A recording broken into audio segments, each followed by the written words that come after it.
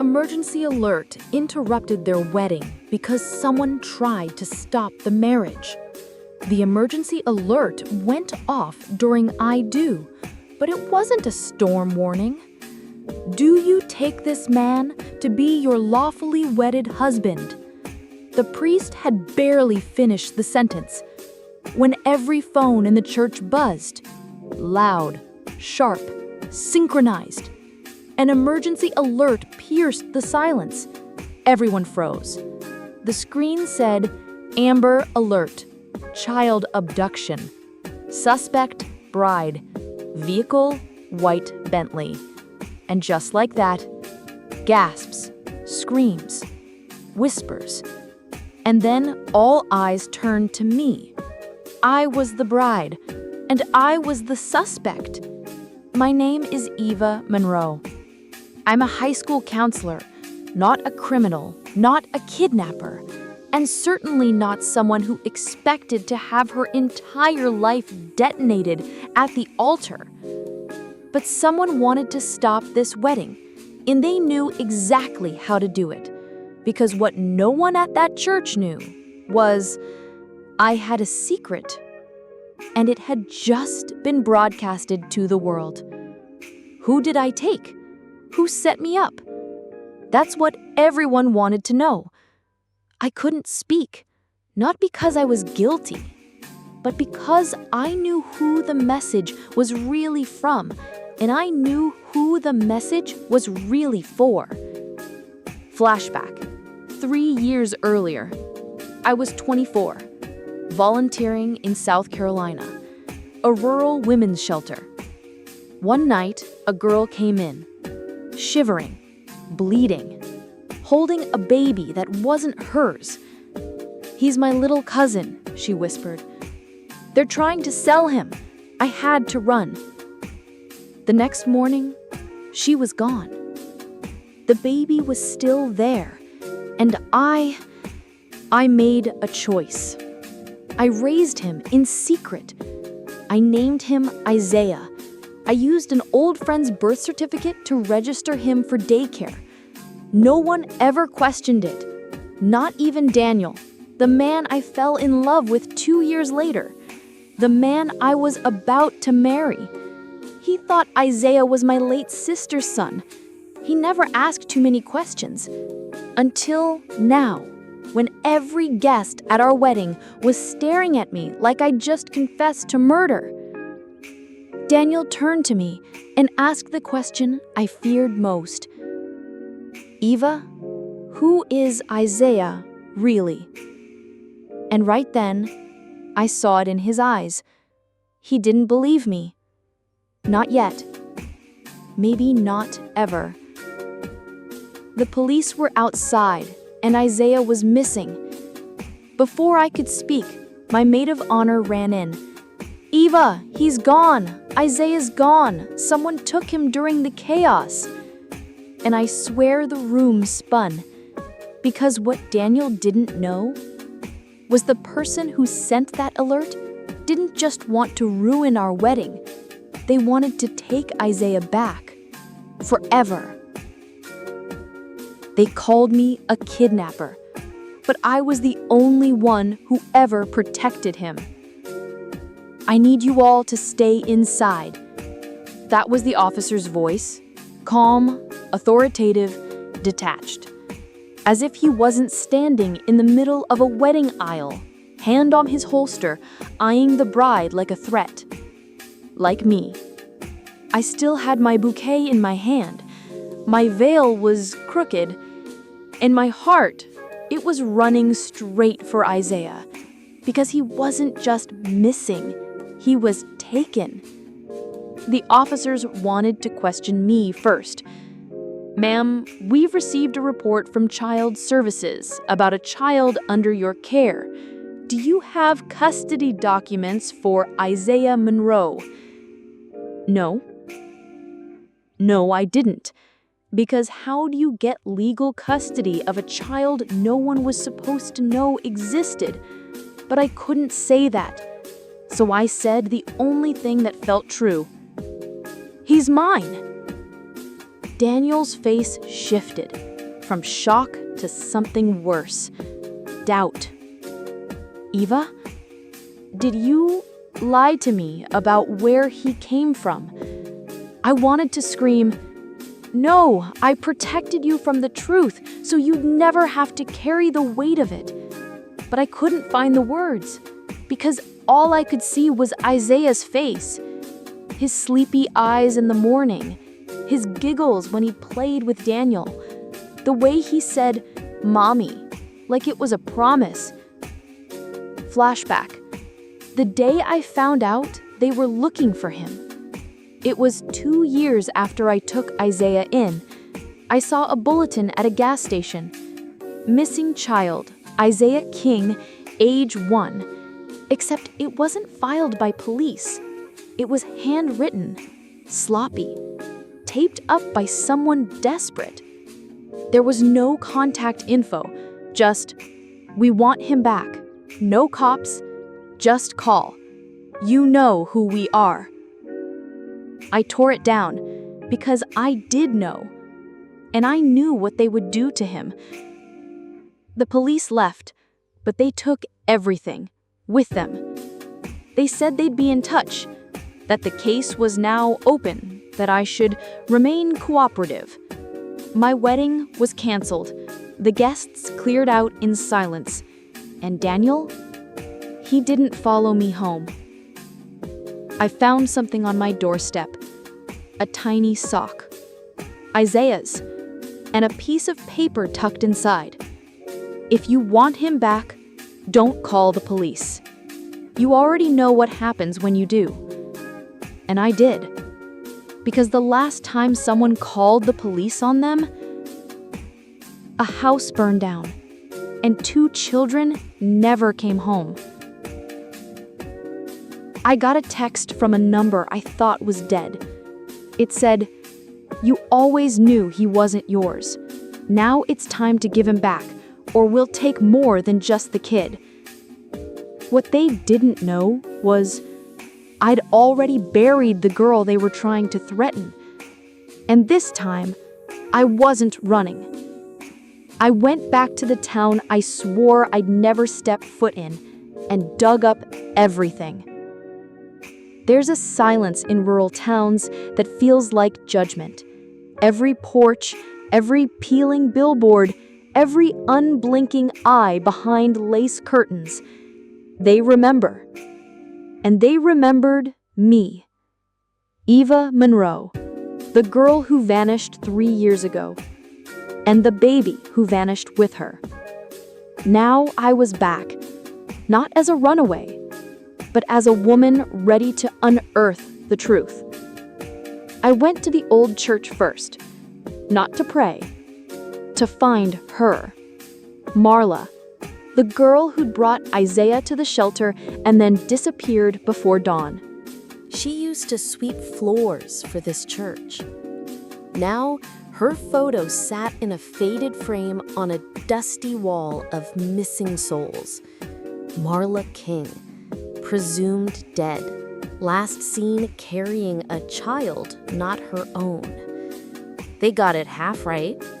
The child was her cousin, and she wasn't dead.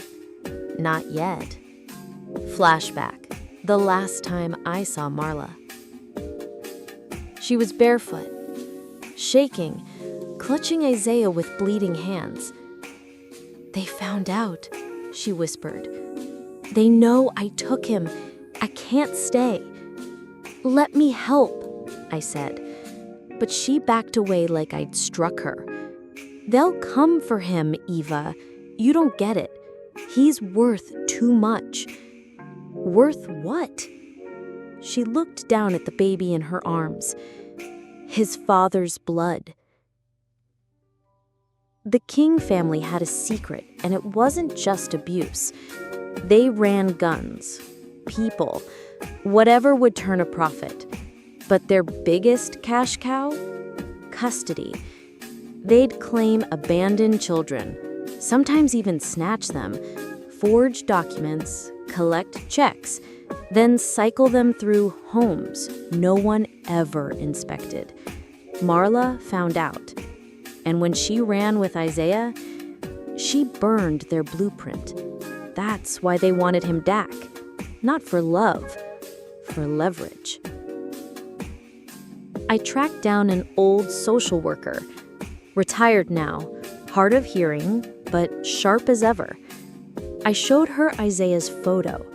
Her hands trembled. That baby was flagged twice.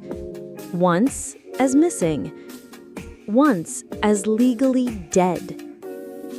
Dead. They declared him deceased, so no one would come looking, so they could sell him off with no paper trail. I went to the property where it all started, a cabin in the woods, collapsed now, rotting with time. But under a floorboard in the corner, I found something no one else had, a phone. Wrapped in plastic, battery corroded, but the SIM card intact. It was Marla's, and it had everything. I plugged the SIM card into an old Android, and the last text was from this week. It said, "If you're alive, stay gone. They'll use Isaiah to bait you. Don't fall for it. You always were the soft one." What Marla didn't know was, they didn't need to bait me. They already took my son, and I was coming for all of them. I returned to Daniel, but I wasn't asking for trust. I was asking for backup. I showed up at his place just after midnight. No flowers, no tears, just facts. I rang the bell twice. No answer. Then the door creaked open, and there he was. Hair messy, eyes red, the suit from our wedding still hanging in the foyer. "I know you don't trust me," I said, "but I need you." Daniel didn't speak. He let me in. That was enough. We sat at his kitchen table, me on one side with a folder full of old SIM card screenshots, him with nothing but a glass of whiskey and the ghost of the life we almost had. I slid a photo across the table, Isaiah, with someone we didn't recognize. But I did. Not the man. The tattoo on his wrist. It matched the emblem I saw in the shelter years ago, a symbol used by the King family for owned property. Isaiah was being marked. Daniel looked at me for a long time. Then he said the thing I didn't expect. "I'm mad, Eva. I don't know if I'll ever stop being mad, but I'm more scared than mad right now." He pushed the whiskey aside. "Tell me what you need." Flashback. Our first date years ago. We were walking past a bookstore when I pointed at a thriller novel in the window. I'd love to be in a story like that. High stakes, secrets, dangerous men. Daniel had laughed. "No, you wouldn't. You're the kind of girl who saves people, not burns them." He was wrong. Sometimes you burn people to save the one person that matters. We made a plan. We'd go back to South Carolina, pose as buyers in one of the King family's adoption rings. Daniel would be the face, I would be the bait. We needed names, money, gear, and nerves of steel. He said, "I used to be a Marine. You know that, right?" I nodded.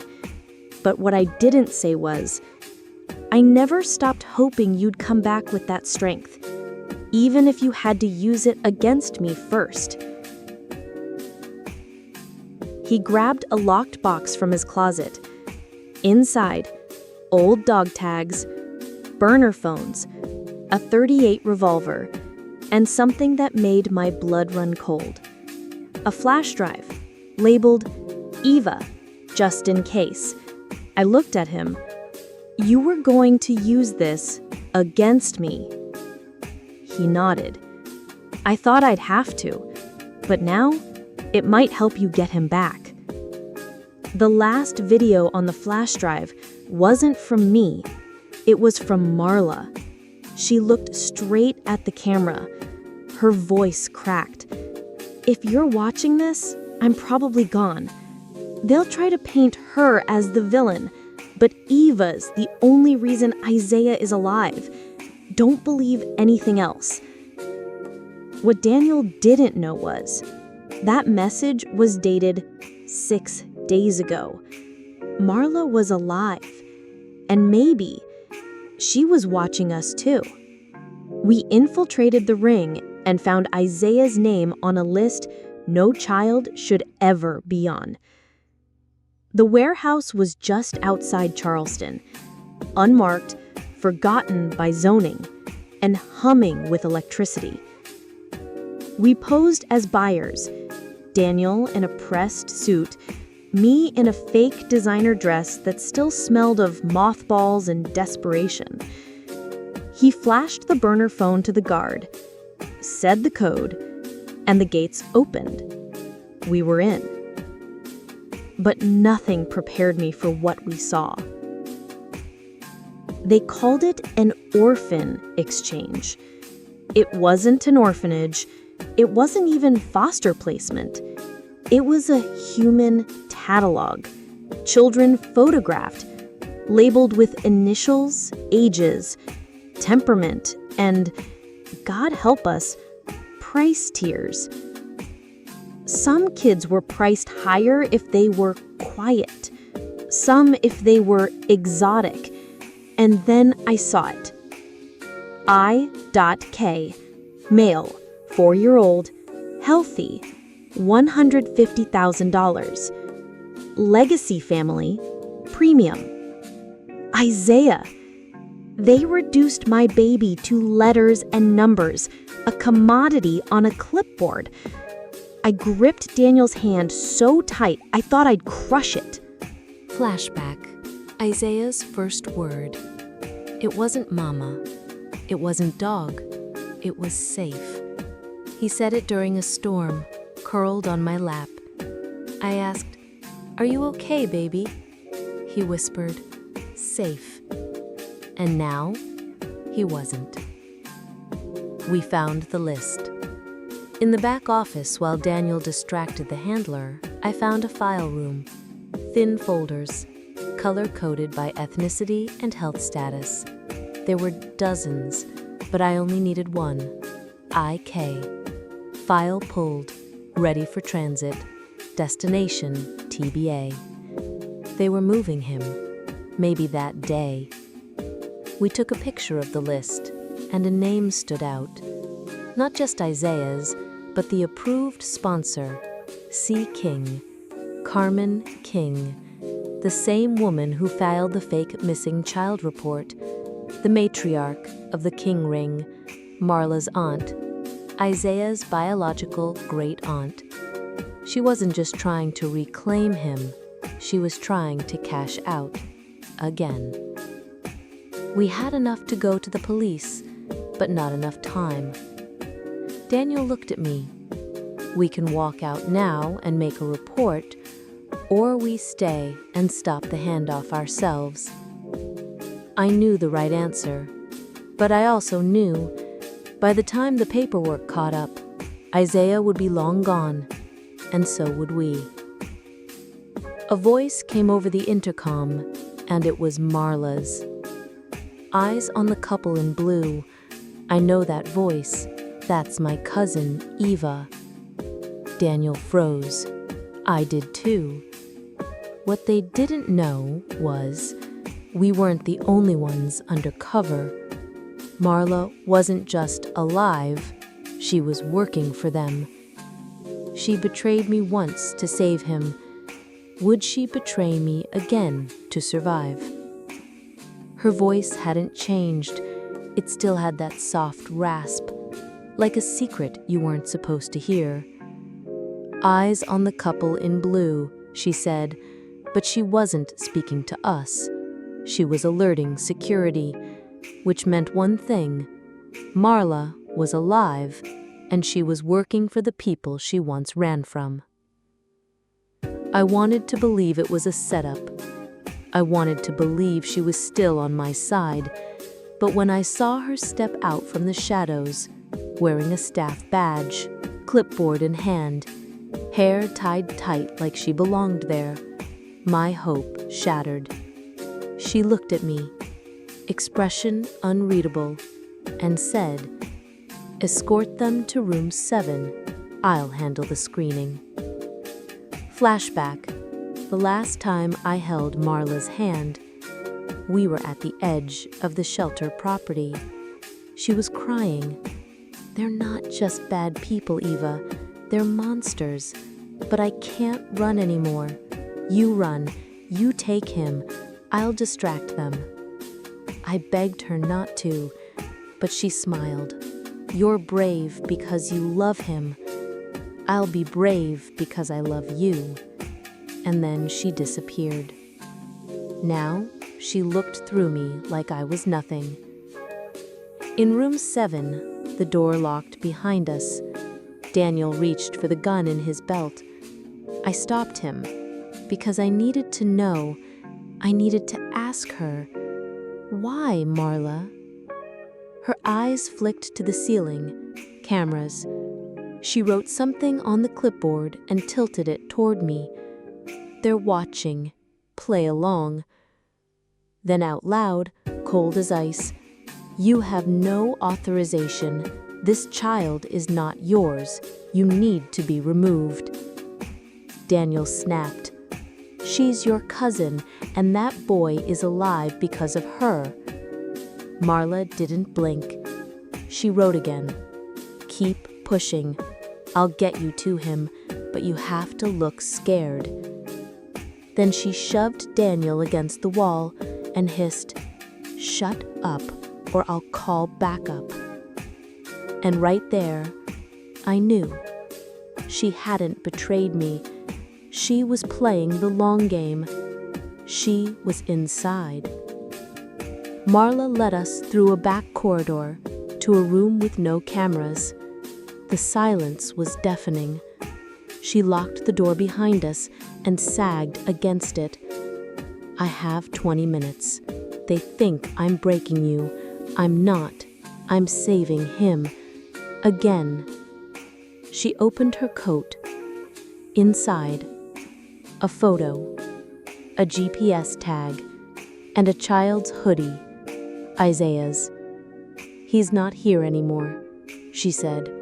"They moved him yesterday, but I have the route and the driver's name." But there was a catch.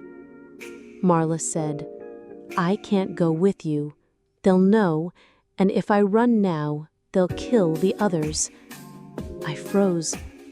"What others?" She looked at me, tears pooling. "Eva, there are more. Isaiah was just the first. They've got dozens, and I'm the only one keeping them alive." Marla handed me a phone. It rang once, then a voice said, "You want the boy? Trade yourself." And in that moment, I knew this wasn't just about rescuing Isaiah. It was about exposing it all, even if it meant losing myself. They wanted me in exchange for Isaiah, so I went. But I didn't go alone. The drop location was a highway rest stop, abandoned, off-grid, surrounded by nothing but pine and power lines, the kind of place where people disappear, where screams are swallowed by the trees, where trades happen under cover of dusk and silence. They said come alone, but I didn't, because Daniel wasn't just a fiancé, he was ex-military, and he'd already lost one child he'd learned to love. He wasn't about to lose another. We set the rules, and then we broke theirs. Daniel would stay out of sight, tracking the GPS Marla gave us. I would walk into the open, empty hands, no phone, wearing Isaiah's hoodie over my dress like a target painted in cloth. The hoodie still smelled of him, like peanut butter and rainwater and baby shampoo. I wanted to cry, but I needed to burn. Flashback. When Isaiah said, "Don't be scared." He was 3, afraid of the dark. I gave him a flashlight and said, "You're safe." He shook his head and placed the flashlight in my hands and whispered, "Don't be scared, Mommy. I'll protect you." And now, I had to return that promise. The SUV pulled up, windows blacked out. The door opened and a man stepped out. Not Carmen King, not one of the goons. A priest. Tall, smiling, holding a tablet. "Eva Monroe, you've been a ghost for years, but ghosts can't raise children." He handed me the tablet, a live video stream. Isaiah, sleeping, strapped in a van seat. Tears stung my eyes. He was alive, still mine, still waiting. The priest spoke again, calmly, too calmly. "You give us the documents Marla stole, and you walk away. Or we find another buyer, one not so sentimental." I smiled, and in the stillest voice I could muster, I said, "I didn't bring documents. I brought something better." Behind me, headlights flared. A second car, unmarked, government plates. Daniel stepped out, followed by 2 federal agents. We weren't just recording, we were streaming, live, to 3 agencies and 3 reporters. Marla's flash drive, the video files, the voice memos, the ledger of names and sale prices. All of it fed directly into the FBI's database the moment we stepped onto the lot. The priest smiled, but this time it cracked. "You think this saves you?" he sneered. "No," I said. "I think it saves him." Then I looked at the van's side mirror and mouthed, "Run, baby. Mommy's coming." And just as I said it, a tiny hand reached up from the seatbelt, pressed the lock, and kicked the door open. Isaiah ran straight toward me. A gunshot rang out, and Isaiah fell. I screamed. Daniel charged. The priest drew another weapon. And somewhere in the chaos, Marla's voice came through the earpiece. This wasn't part of the deal. They were supposed to let him go. But someone had other plans. Isaiah was down. I thought I'd lost everything until someone took the bullet for him. For a second, the world stopped. The sound of the gunshot echoed across the trees. Isaiah's small body had hit the ground, but there was no blood, no scream, just stillness. I ran, heart in my throat, knees buckling beneath me. And then I saw her. Marla. Collapsed over him, arms spread, a red bloom spreading across her shoulder. She had jumped in front of the bullet. I held Marla as she shook. She was conscious, barely, whispering something I had to lean down to hear. He said, if I helped you, they'd kill the others. But I couldn't let him. Not him. Isaiah stirred beneath her. "Mama?" he mumbled. I cradled him, checked him. No wounds. Just shaken. Just alive. Daniel and the agents swarmed the area. The priest tried to flee, but Daniel tackled him. Gun to his temple, no mercy in his eyes. "You pointed a weapon at my son?" he growled. Sirens howled in the distance. Blue and red finally caught up to truth. And the men in suits didn't come to talk. They came to end the ring. Flashback. Marla's first words when I handed me Isaiah. She said, "Promise me one thing. If they come for him, you fight. Even if no one believes you, even if you lose everything." I had. My wedding. My freedom. Almost my life. But I kept that promise. At the hospital, Marla flatlined once, but they brought her back. The doctors called it a miracle. I called it unfinished business. When she opened her eyes, I was there. And so was Isaiah, cradling a crayon drawing in one hand. A stick figure woman with curly hair and a cape. He pointed at it and said, "That's Auntie Marla." She smiled through the pain.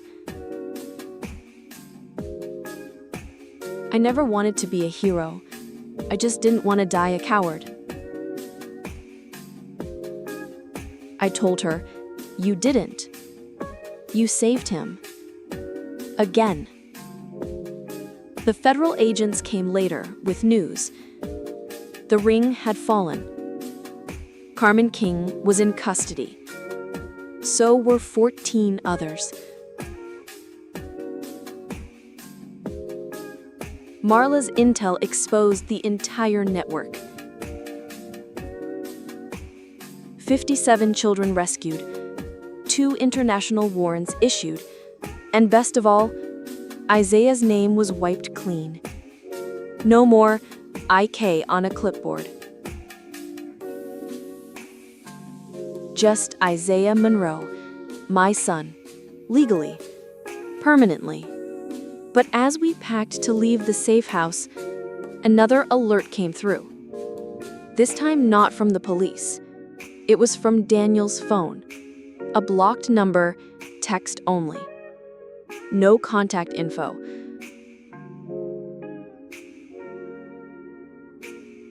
You think it's over? That was just one branch. You took our boy. We're coming for yours.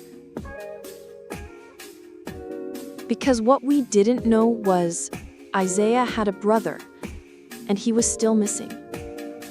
I thought the fight was over, but saving one child was just the beginning. The message chilled me, more than the gunshot had. You took our boy.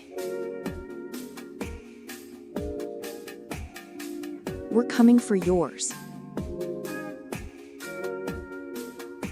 But I hadn't taken their boy. I had rescued mine. And now they were telling me there was another? I showed Marla the message. Her face went pale.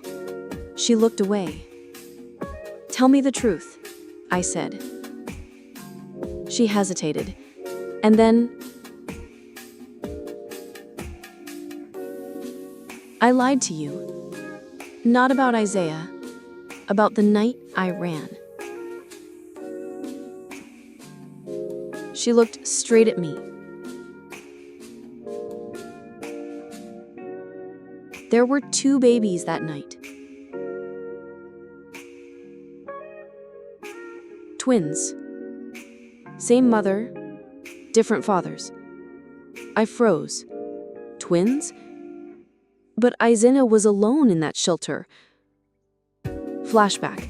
The day Marla found the infants. She'd followed the King family to a trailer deep in the woods.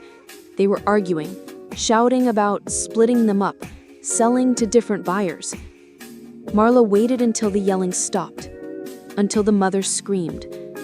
Then she rushed in, grabbed the baby closest to the door, Isaiah.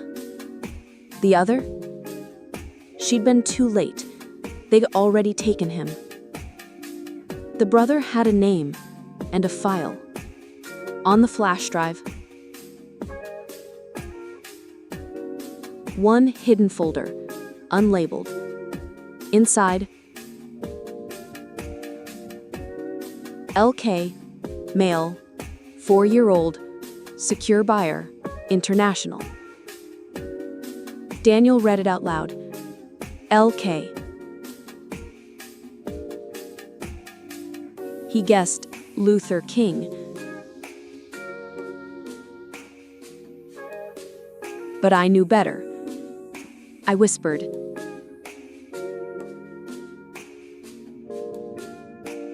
Loyal.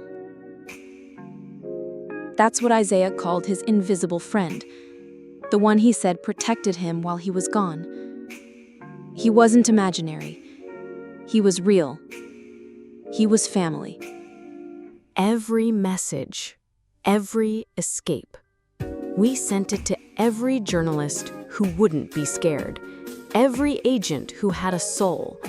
And then we waited until one night, my phone buzzed. Blocked number. Your boy's brother is alive, but if you want him back, you better be ready to burn the rest down. Attached, a blurry photo of a child. Same curls, same eyes, same hoodie Isaiah used to wear. Isaiah woke up as I stared at the screen. He rubbed his eyes. Mommy? Yeah, baby? Can we go save him now? I pulled him into my arms. Yes, I whispered, we're not done yet. Because this time, we weren't just fighting for one child. We were going to bring down the whole damn system. Together.